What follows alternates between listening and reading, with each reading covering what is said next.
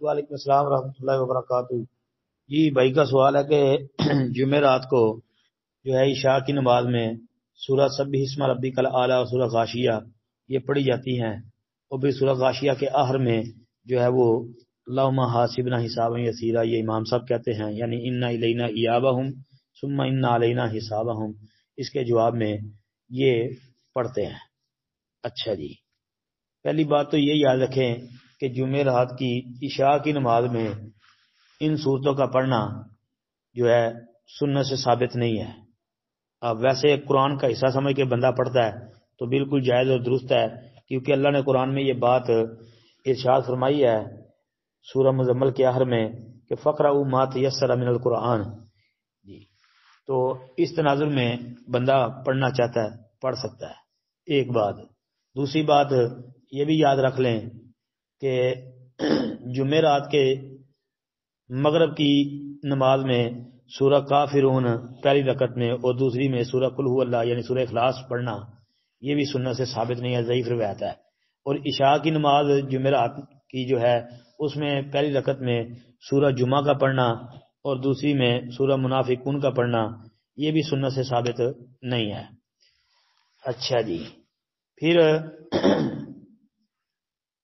نماز کے اندر سورہ غاشیہ کی جو قرات کی جاتی ہے اس کے آخر میں اللہم حاسبنا حسابا یسیرا، اس کا جواب مقتدیوں کی آوازوں کے ساتھ بھی جو دیا جاتا ہے، پیچھے مقتدی بھی بولتے ہیں، یہ ثابت نہیں ہے۔ ہاں البتہ بعض صحابہ سے یہ آتا ہے کہ وہ جواب دیتے تھے لیکن وہ امام ہوتے تھے، مقتدی نہیں جواب دے سکتا۔ اس لیے مقتدی جواب نہیں دے سکتا کیونکہ ایک تو یہ سنت سے ثابت نہیں ہے، دوسرے نمبر پہ کہ لا صلاۃ لمن لم یقرأ بفاتحۃ الکتاب کے تناظر میں مقتدی صرف فاتحہ پڑھے گا، اس کے علاوہ کوئی چیز نہیں پڑھ سکتا، تو لہذا جہری نمازوں میں فاتحہ کے علاوہ یہ اللہم حاسبنی حسابا یسیرا یہ بھی مقتدی نہیں کہہ سکتا۔ اسی طرح سبح اسم ربک الاعلی کے جواب میں یہ جو پیچھے پڑھا جاتا ہے تو یہ بھی نہیں پڑھنا چاہیے مقتدیوں کو، مقتدیوں کا پڑھنا ثابت نہیں ہے۔ تو یہاں پر یہ بات بھی ذہن میں رکھ لیں کہ جمعے کی نماز میں جو ہے سورہ سبح اسم ربک الاعلی اور سورہ خلا طاقہ حدیث الغاشیہ ان کا پڑھنا صحیح حدیث سے ثابت ہے۔ اسی طرح جمعے کی نماز کے اندر ہی جو ہے سورہ جمعہ کا پڑھنا اور سورہ منافقون کا پڑھنا یہ بھی ثابت ہے۔ السلام علیکم ورحمۃ اللہ۔ السلام ورحمۃ اللہ وبرکاتہ۔ جی رکوع سجدے کے اندر اپنی زبان میں دعا مانگنا کہ جی اس کو عربی نہیں آتی تو بھائی دعا یاد کرے نا۔